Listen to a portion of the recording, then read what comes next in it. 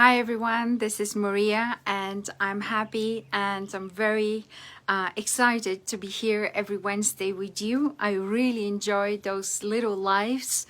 I try to make them as short as possible, but not every time it happens. So today I'll try again, usually between 20 and 30 minutes.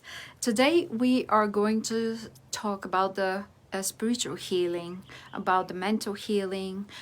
We will be touching on spiritual bypass. What is it and how does it work? We'll be talking about spontaneous healing, about neuropeptides, and I will mention a few things from the Chinese medicine. Why we're talking about spiritual healing? Because we can't heal without the spiritual healing. This is proven in the practice. This is proven by different doctors who are doing functional medicine, naturopathic doctors. And I have to tell you that a good doctor, a highly skilled doctor, cures the underlying cause of the disease, the emotional maladjustment of patients first, then the body, then the disease. And this is a rule for the naturopathic doctors, for instance. I understand that the medical doctors cannot really do that because they don't have this mentality and they don't have this time to spend with patients.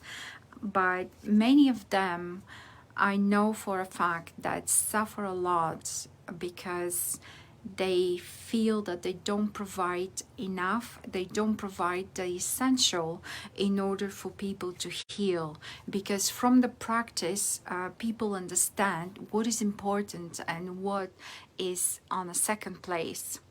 So let's start with spontaneous healing.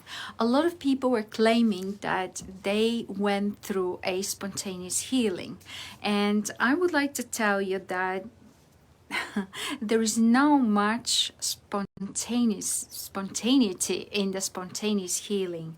When you start talking to people and ask them about the process of spontaneous healing they claim about, you find out that it's actually a long process of healing. And firstly, it's an emotional and spiritual healing. And I'm going to give you an example. A few years ago, I worked entirely with people diagnosed with cancer. I had my own clinic. Not clinic, let's say a place, I shouldn't use that term, where I was meeting people who are predominantly on Gerson therapy. I was studying the therapy then. We had clients who wanted to go through this type of healing. And here came this woman and she said, I had 20 years ago, I had thyroid cancer, some very advanced stage, I don't remember, 3C or 4. And they told me they can't do the operation, they can only offer me chemotherapy, eventually radiotherapy, radiation, but that's it, they can't operate, and I might get my things in order because my life might finish very soon, my end. We were dealing with this very often. It's very scary for the patients when the doctor tells you have 4 months, 6 months, and it's very big stress for people like me who work with those patients. So this woman decided that she will be dying, and the last thing she wants to do is to go back in the country of origin, in this case was England, and just see where her roots are from, make a peace with her ancestors, all these things she was telling me. So she went there, she spent 2 years meditating and connecting to this land, to that place where she was born. She met a lot of people, she had different experiences, and when she came back to Canada 2 years later, they said that the tumor was shrunk so much that it's not of concern anymore. They will monitor it, and eventually this tumor disappeared. So she used the term spontaneous healing, but there is nothing spontaneous in this. On the contrary, there's a lot of work in the spontaneous healing. She did meditate and did all these things for 2 years. What I do with my clients very often is timeline. It's a method where we find previous experiences and the attached emotions to them, and we try to change that emotional experience. We don't try to forget those experiences or forgive or anything like that, but we get connected to the emotional experience and we try to alter it, work on it. So next thing I would like to mention is the spiritual bypass. A lot of people, most of my clients even think that we have to heal the physical body, we bypass the spirituality, and we go up where we are healthy, happy, and etc. It doesn't work like that. You cannot do a spiritual bypass in order to heal a chronic disease. The problem is that for a chronic disease to settle in our body, it takes plenty of time. Some of diseases are developed for decades. That means our body was sending us messages, something's wrong, do something. And I work with my clients, like we go back to the childhood and explore different events where we talk about the emotions these people went through and why they took this or that wrong pathway to developing, and then eventually the disease might start it.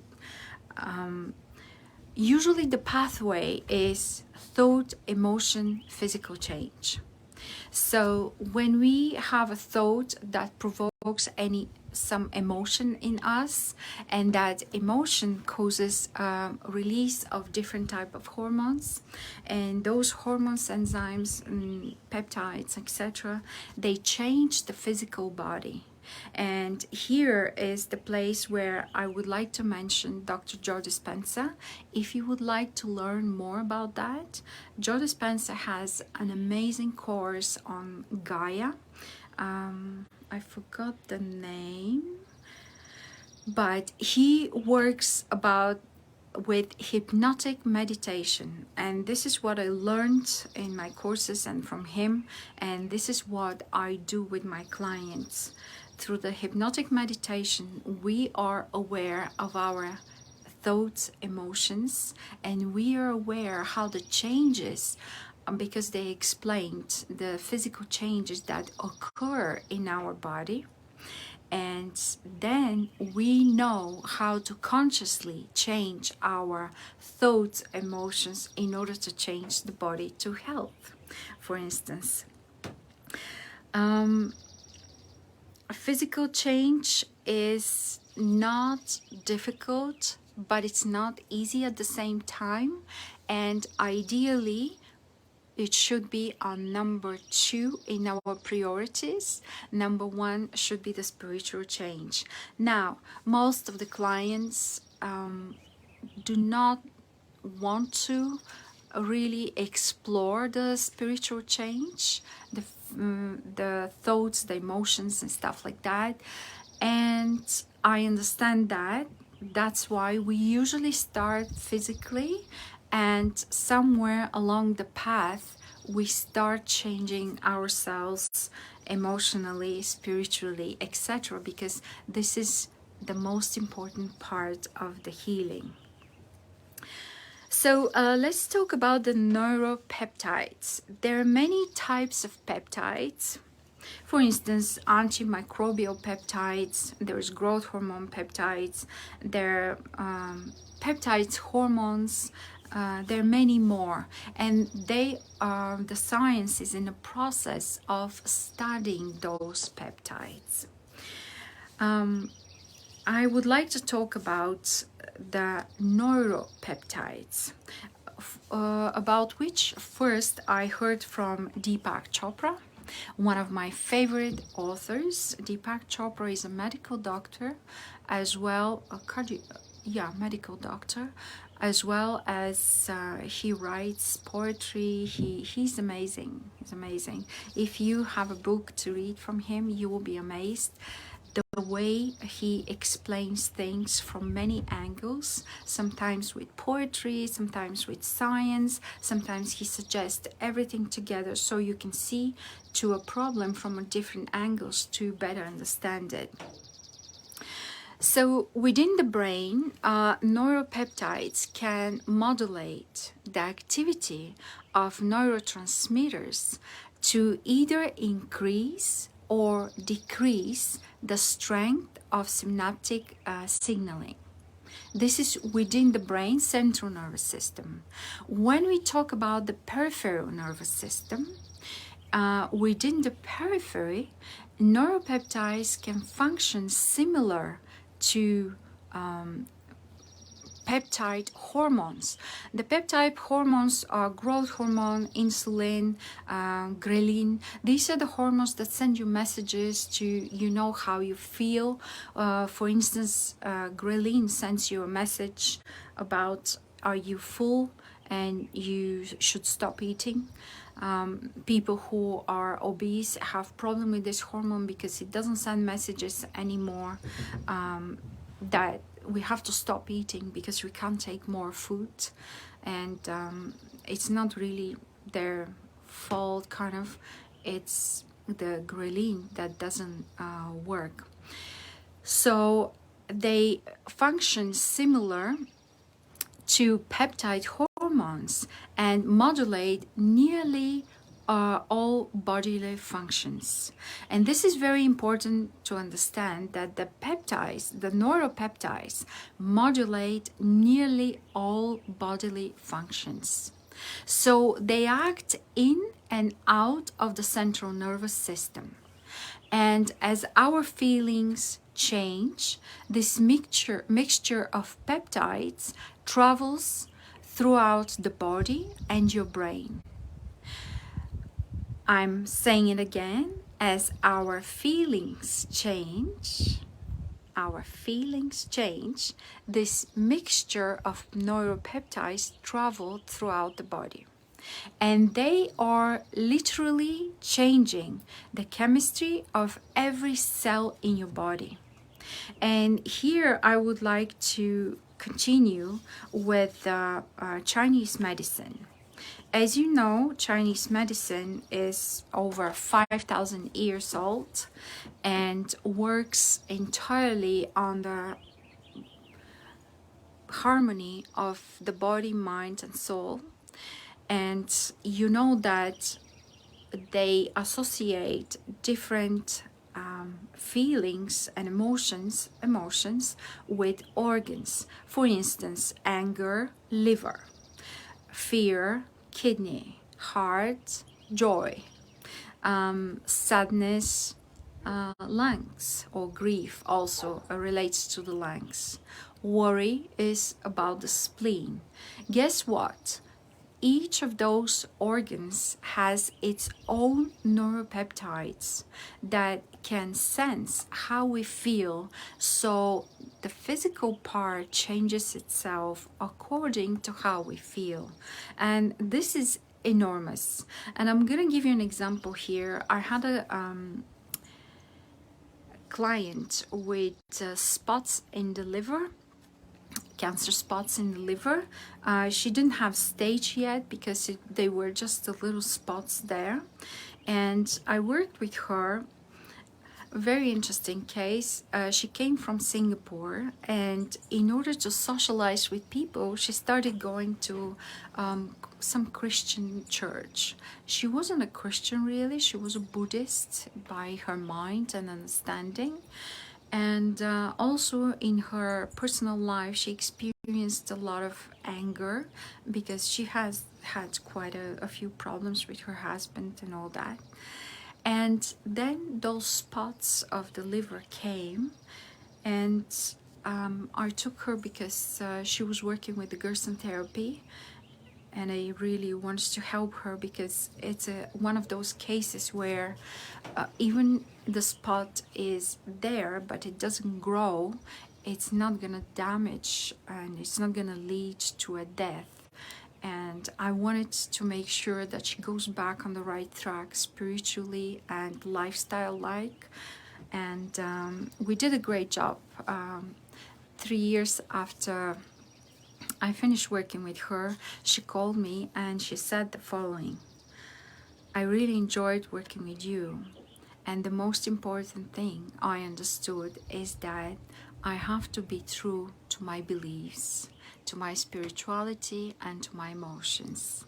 She went apparently back to Singapore, reconnected with the Buddhism, and experienced amazing emotions and things.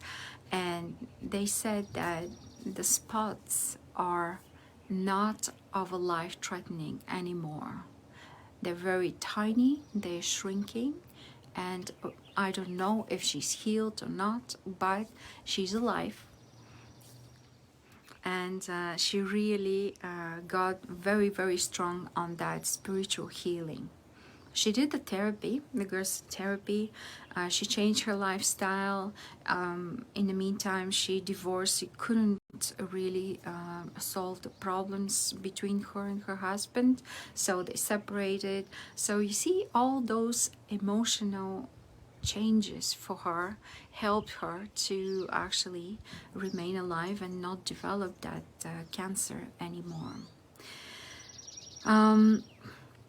Another example, I used to train a girl just for a weight loss quite a few years ago, and she was one of those people who help people in need. Let's say they get a disease, they have no resources to take care of themselves because the treatments are very expensive, etc. And here comes the government that gives you some money, helps you with accommodation, so you can go through that harsh experience. And she told me, Mariya, I cannot discuss this with anybody else who is a medical person, but because you're not a medical person, I can tell you, in 99% of the cases that people have some reproductive system cancer, they've been raped when they were young. So here it is how an organ can suffer due to invasion or etc., and a person can suffer, and that spot becomes a weak spot in the entire body. So, and I asked her, do you guys offer any spiritual healing for these people because they need that? She said, no, we don't have this in the program, but aside of the program, I mentioned the name of Gabor Mate. Gabor Mate is our local great author. He works a lot with people with addictions, people who went through trauma, enormous success behind this guy. He is a true healer, and if you can find his books, he's amazing. He went to the cancer clinic, the top cancer clinic here, the hospital actually in Vancouver, and he asked them, do you have data I would like to look at of the relationship between the physical disease, the cancer, and the spiritual hurt, the trauma? And they told him, oh, we don't believe in that. he told them, you don't have to believe.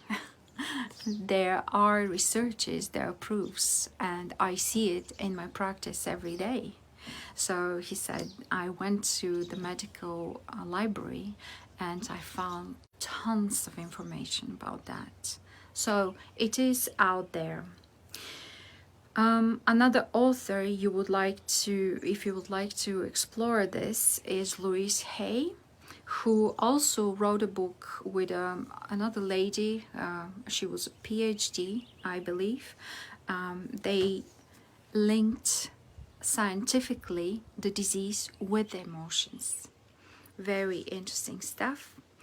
You can also get in touch with me for a list with authors and books on this theme you would like to explore. Another author is Dr. Daniel Amen as well.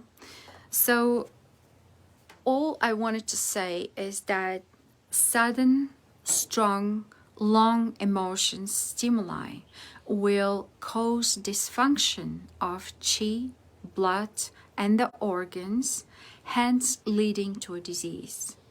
Therefore, a highly skilled doctor cures the underlying cause of emotional maladjustment of patients first, and then the bodies, and then the disease. This is what I said in the beginning, and I'm repeating it now just for you to understand how important it is to deal with the emotional first.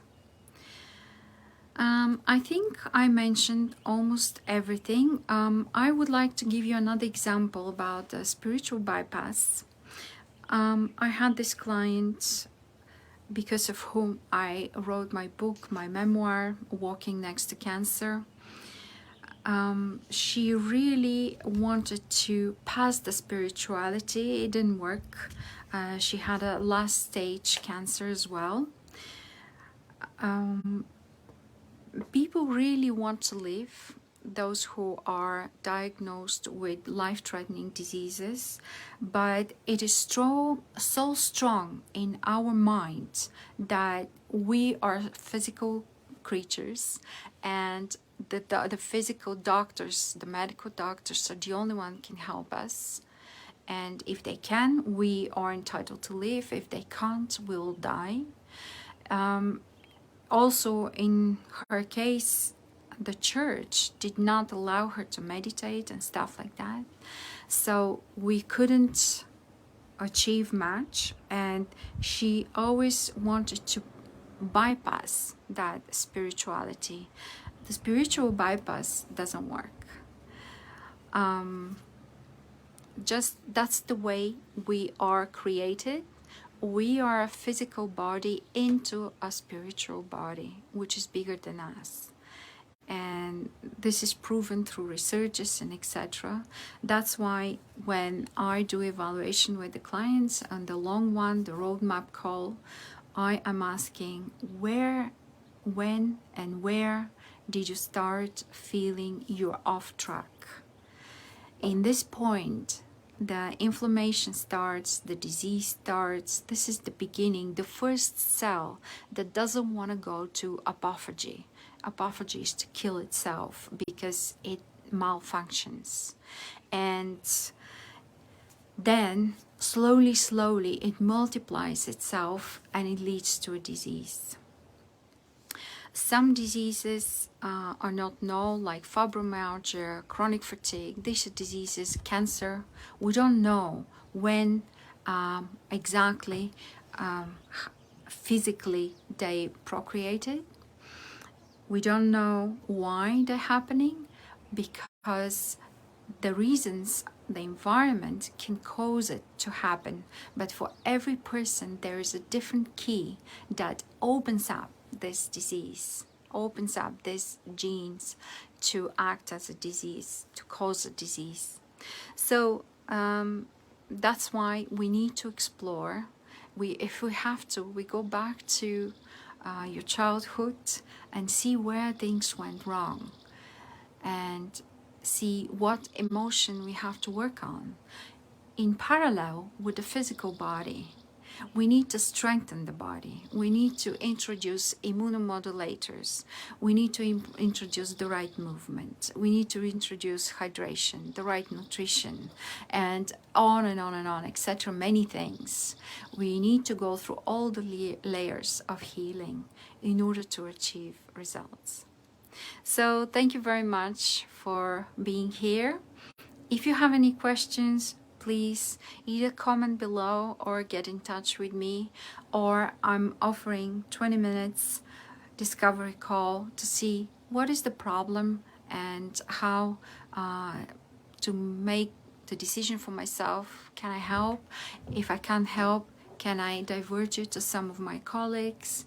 If I can help, we go to a 90-minute call where we go in depth and see what steps we have to take. Can you do that?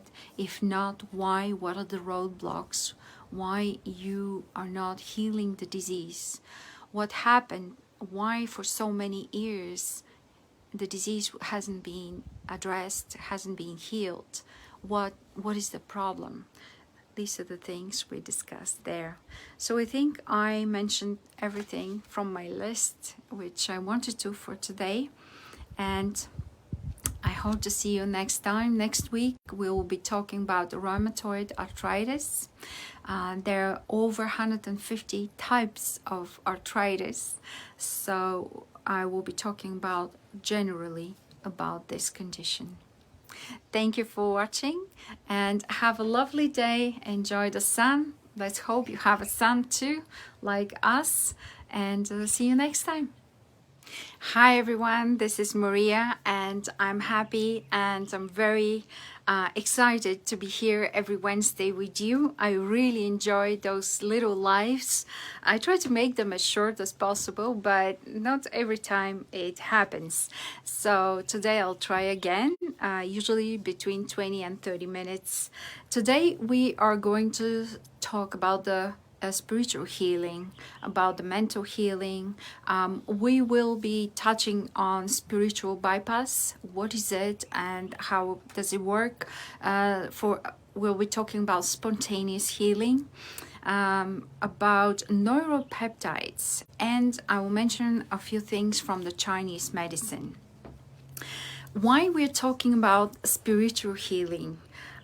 Because we can't heal. Leave a question or comment and we'll be glad to answer. Thank you for watching. Don't forget to follow and subscribe.